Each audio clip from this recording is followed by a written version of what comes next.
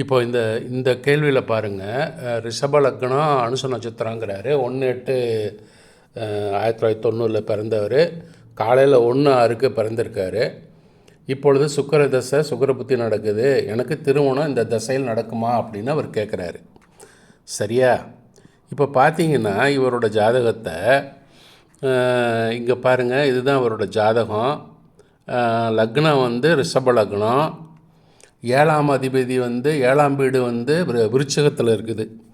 ஆச்சா, 7ல் சந்திரன் உட்காந்துருக்காரு. 7ஆம் அதிபதி செவ்வாய் எங்கே இருக்கார் பாருங்கள், 12ஆம் பாவத்தில் இருக்கார். ஸோ இது ஒரு தடங்களை ஏற்படுத்துது. செவ்வாய் 12 இருந்தாலே வந்து ஒரு தடங்கள் தான். அதாவது வெளிநாட்டில் பார்க்கணும் பொண்ணை, அப்போ தான் அமையும். வெளிநாட்டில் பார்த்தாருன்னா அமையும், இல்லைன்னா வேறு மாநிலத்தில் பார்க்கணும். சரியா? சரி, இப்போது 7ஆம் வீட்டின் உபநட்சத்திரம் புதன் நின்ற நட்சத்திரம் என்னது? 7ஆம் வீட்டின் புதன் நின்ற நட்சத்திரம் கேது. கேது என்ன குறிக்காட்டுதுன்னு பார்க்கணும். கேது வந்து இங்கே வந்து பாருங்கள் 3, 8, 10, 11 குறிக்காட்டுது.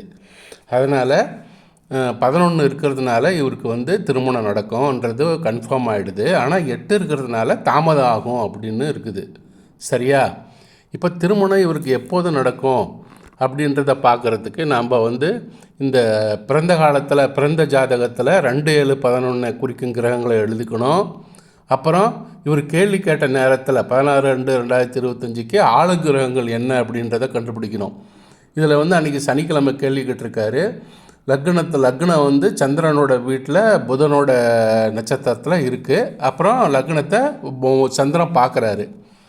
அப்புறம் சந்திரன் எந்த வீட்டில் எந்த நட்சத்திரத்தில் இருக்குன்னா சனியோட நட்சத்திர வீட்டில் சூரியனோட நட்சத்திரத்தில் இருக்குது. அப்புறம் ராகுக்கு எது சந்திரனோடையும் சூரியனோடையும் சம்மந்தப்பட்டிருக்கிறாங்க. இந்த 2 குரூப்பான கிரகங்களுக்கும், அதாவது பிறந்த ஜாதக கிரகங்களுக்கும் கேள்வி கேட்டப்போ இருந்த ஆளுங்கிரகங்களுக்கும் பொதுவான கிரகங்கள் என்னென்னு பார்த்தா சனி, சந்திரன், புதன், சூரியன், ராகு, கேது. பாருங்கள், இங்கே சுக்கிரன் இல்லை.